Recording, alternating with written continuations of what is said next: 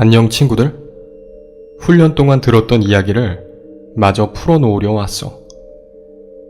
이번에 소개해줄 사람은 에디야. 에디는 실종 상황 전문 대원으로 아주 오랜 시간 일해왔지.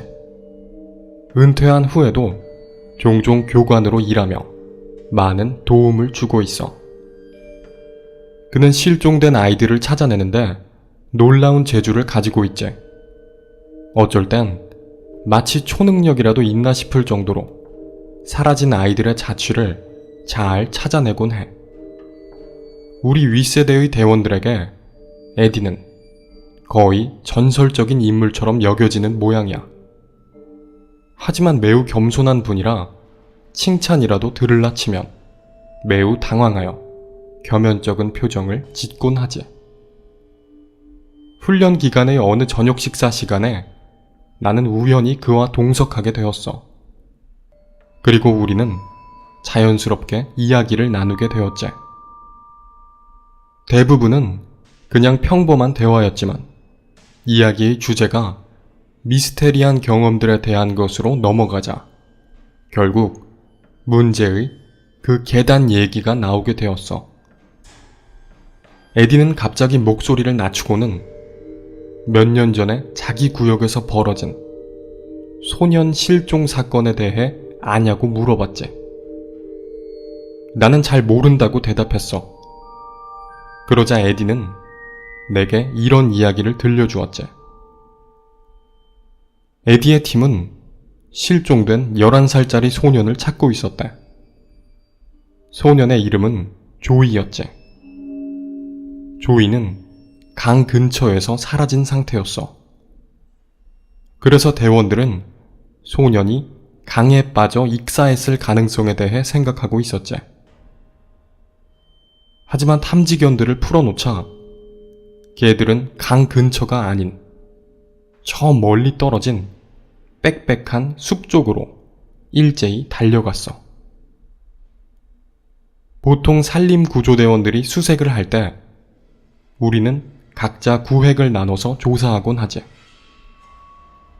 그런데 에디네 팀 탐지견들에게 아주 이상한 반응이 나타났어. 어떤 구역에서는 사라진 소년의 냄새를 아주 확실하게 추적하다가도 다른 구역으로 넘어가면 갑자기 그 냄새를 놓쳐버리고 말았던 거야. 에디의 팀은 탐지견들의 반응을 하나하나 체크했고 얼마 후에 걔들의 반응이 어떤 패턴을 가지고 있다는 것을 알아냈지. 가령 네가 체스판을 보고 있다고 생각해봐. 걔들은 체스판의 검은 부분에서는 냄새를 찾아냈고 하얀 부분에서는 냄새를 놓치고 있었어. 그런 현상은 당연하게도 전혀 평범한 것이 아니었지.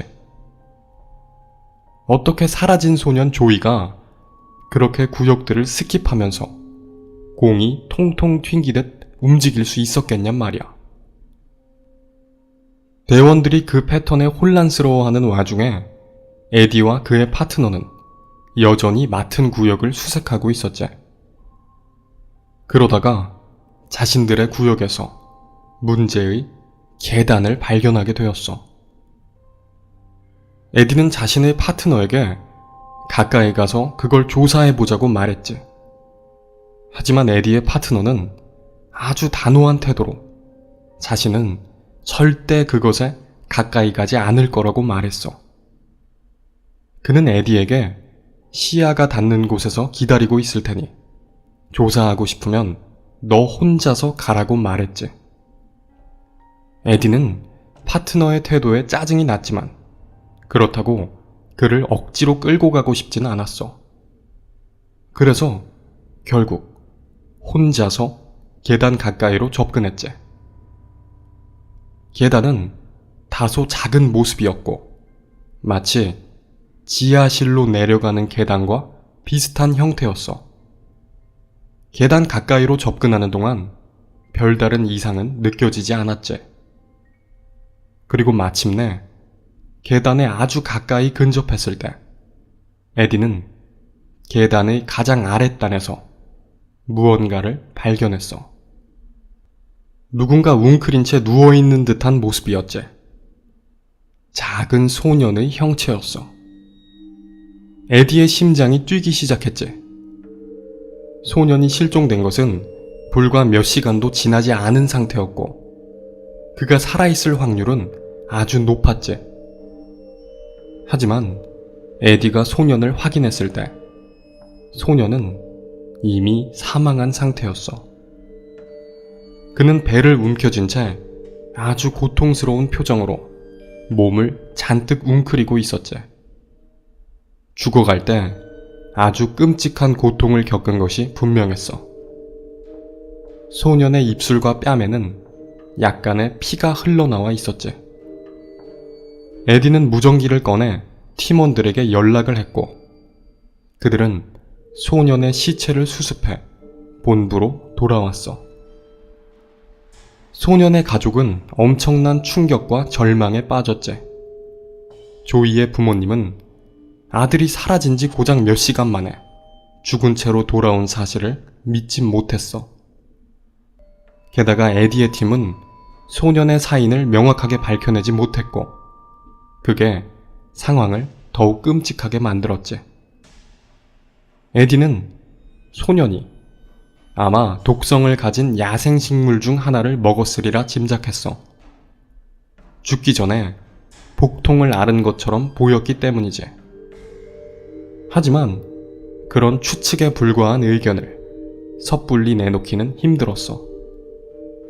아들이 죽은 것만 해도 기가 막힌데 누군지 알지도 못하는 구조대원이 독버섯이니 야생식물이니 소년이 그걸 먹었네 말았네 주절주절 떠드는 걸 듣고 싶은 부모는 없을 테니까.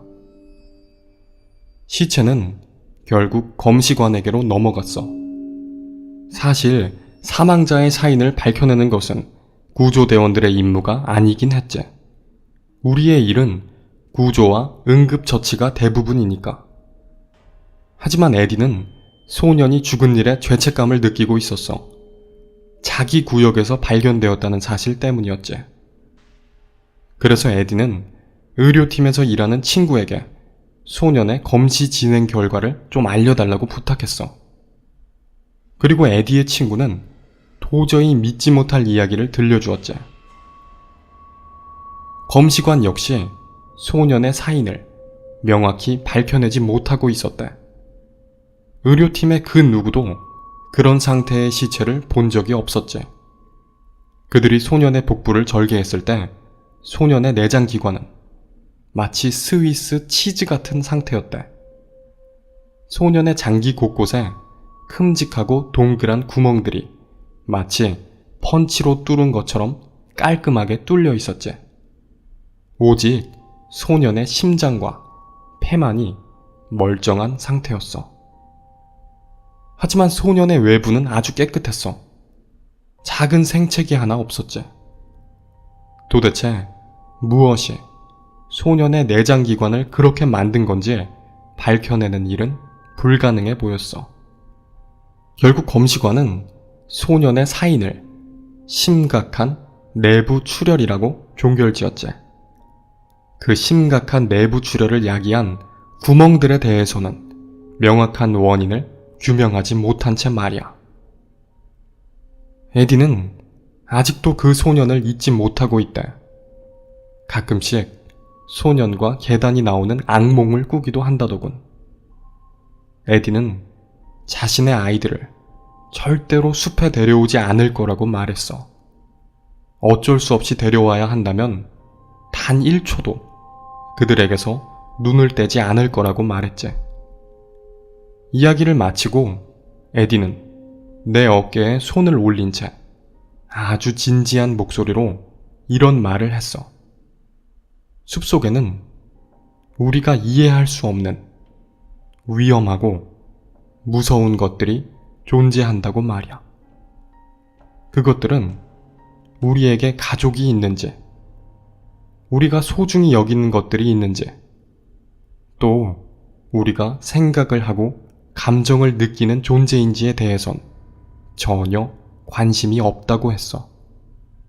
에디는 나에게 항상 조심하라고 한 뒤 자신의 숙소로 돌아갔지.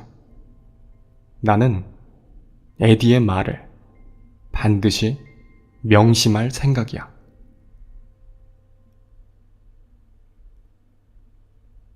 이번에 소개해줄 사람은 피터야.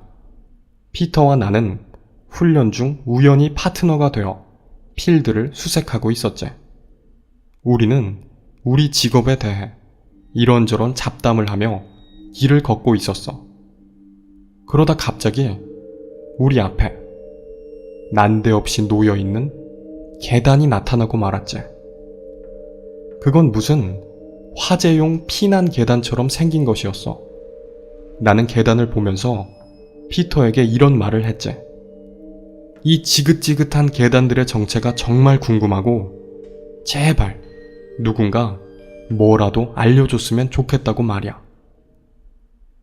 피터는 내 말을 듣고 굳은 표정으로 바뀌었어. 그는 조용히 나를 바라보더니 뭔가 할 말이 있는 듯한 모습으로 머뭇거리기 시작했지. 그러다 갑자기 피터는 나에게 내 무전기를 끄라고 말했어. 그건 훈련 중 절대로 하면 안 되는 행동이었지. 하지만 난 내 무전기를 껐어. 피터 역시 자신의 무전기를 꺼버렸지. 그리고 그는 이야기를 시작했어. 약 7년 전에 피터는 신참 대원 하나와 파트너가 되어 수색 작전에 참여하고 있었다. 그들이 수색하던 공원은 원래 기묘한 신고들이 자주 접수되는 곳으로 유명했지. 뜬금없는 실종 사건이나 숲속에서 비춰오는 번쩍거리는 불빛, 정체를 알 수 없는 이상한 소리들이나 뭐 그런 것들 말이야. 신참 대원은 이미 잔뜩 긴장한 상태였다. 숲속에서 염소 인간이 나오면 어쩌나 벌벌 떨고 있었다더군.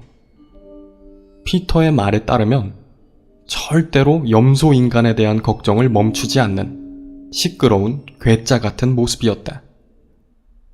염소 인간은 이런 모습을 하고 있대요. 염소 인간은 이런 식성을 가지고 있대요. 하면서 계속 염소 인간 얘기를 주절거렸다는 거야. 피터는 신참에게 숲에는 염소 인간보다 훨씬 위험한 것들이 가득하니까 그런 망상은 접어두고 제대로 된 생각에 집중하라고 충고했지.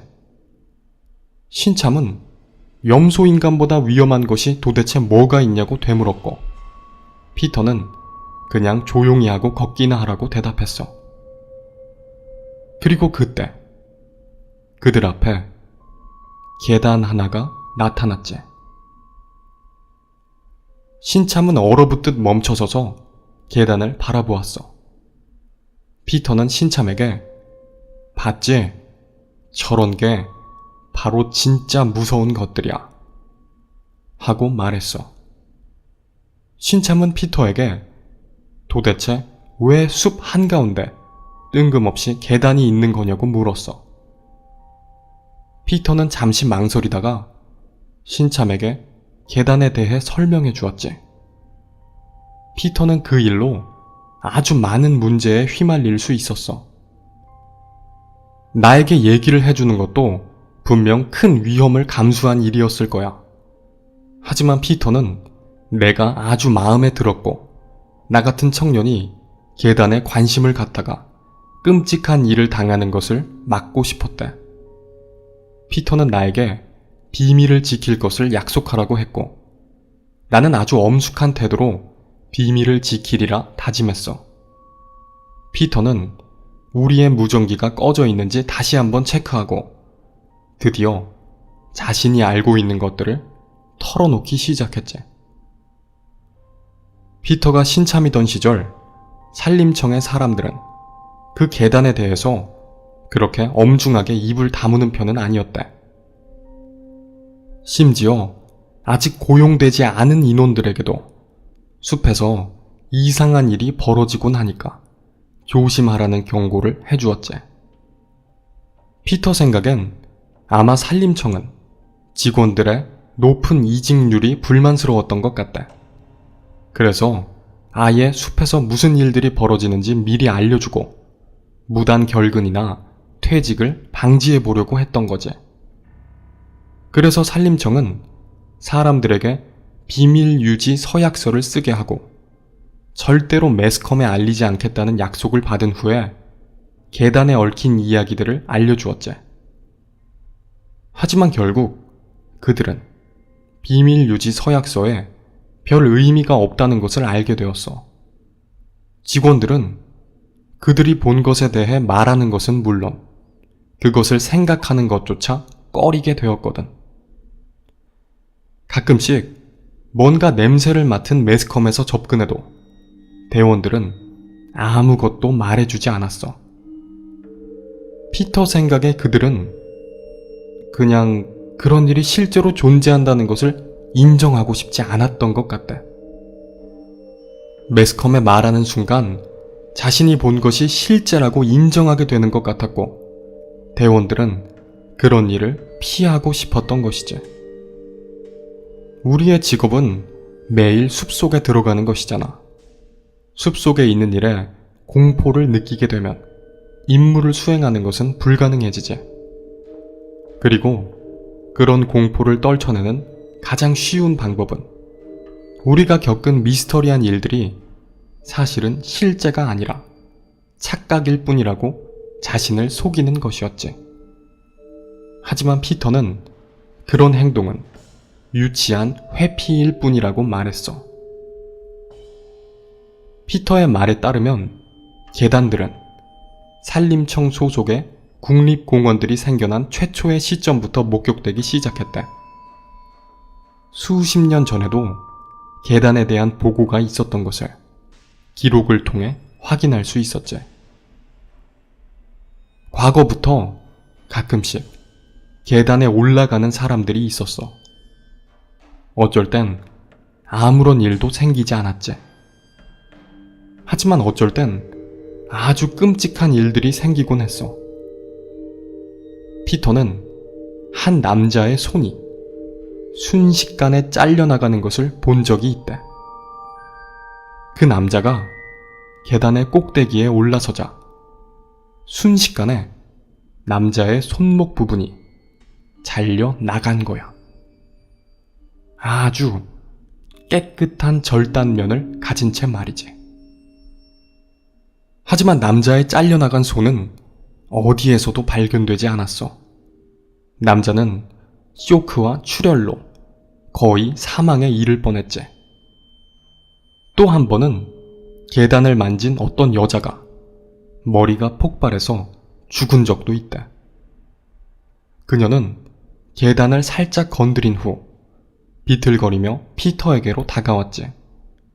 그리고 기분이 이상해 라는 말을 남긴 채 그대로 폭발해 버렸어. 마치 밀가루 포대처럼 말이야. 피터는 아직도 그녀 눈에서 새어나오던 피눈물을 잊을 수가 없대. 피터는 갑자기 흥분한 목소리로 말했어. 우리는 항상 사람들에게 계단을 보면 가까이 가지 말라고 경고하는데 언제나 그 말을 어기는 멍청이들이 있다고 말이야. 그리고 누군가 계단에 접촉하고 나면 그 대상이 계단에 접근한 그 멍청이가 아니더라도 반드시 끔찍한 일이 벌어진다고 했지. 잘 추적하고 있던 실종자의 흔적이 갑자기 사라져 버린다거나 대원 중에 누군가가 갑자기 돌연사 해버리거나 누군가가 깨끗이 반으로 잘린 채 공원의 안전구역에서 발견된다거나 말이야. 피터는 자신도 그 이유는 알 수가 없다고 말했어. 하지만 중요한 건 그 계단에 접근하지 말아야 한다는 사실이라고 말했지. 피터는 내게 네가 충분히 똑똑하다면 내가 하려는 말을 이쯤이면 이해했을 거라고 말했어. 하지만 나는 아직 알고 싶은 것들이 많았어. 피터의 말이 계속 겉돌고 있는 기분이 들었지. 우리는 얼마 동안 말없이 서로를 바라보았어. 피터는 분명 뭔가를 더 말하려고 하는 것처럼 보였지. 그러다가 갑자기 그는 내게 이런 질문을 건넸어. 왜 같은 모양의 계단이 2번 발견되는 일이 없는지 알아? 나는 고개를 저었어. 그가 그 이유를 설명해 주길 기대하면서 말이야. 하지만 그는 그저 조용히 앉아 있더니 갑자기 자기가 본 가장 커다란 사슴에 대해 얘기하기 시작했어. 나는 다시 계단으로 주제를 전환하고 싶었지만 피터는 내게 그럴 틈을 주지 않았지. 그날 훈련은 그렇게 끝났어. 그리고 다음날 피터는 훈련에 불참했지. 듣기로는 해가 뜨기도 전에 훈련장을 떠나버렸다는 것 같아. 몸이 좋지 않다는 이유를 대면서 말이야. 그리고 그 후로 피터와 다시 얘기할 기회는 없었어.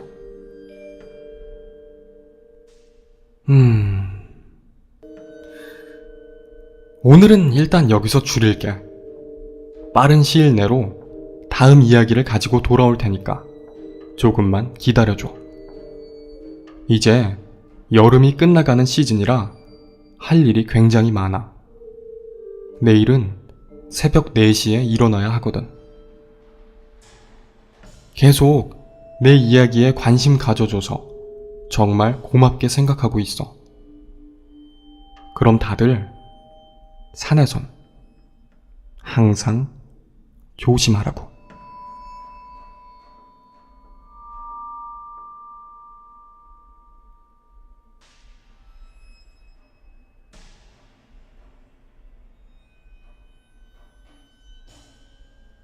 오늘의 이야기는 여기까지입니다. 아무쪼록 들어주셔서 감사합니다.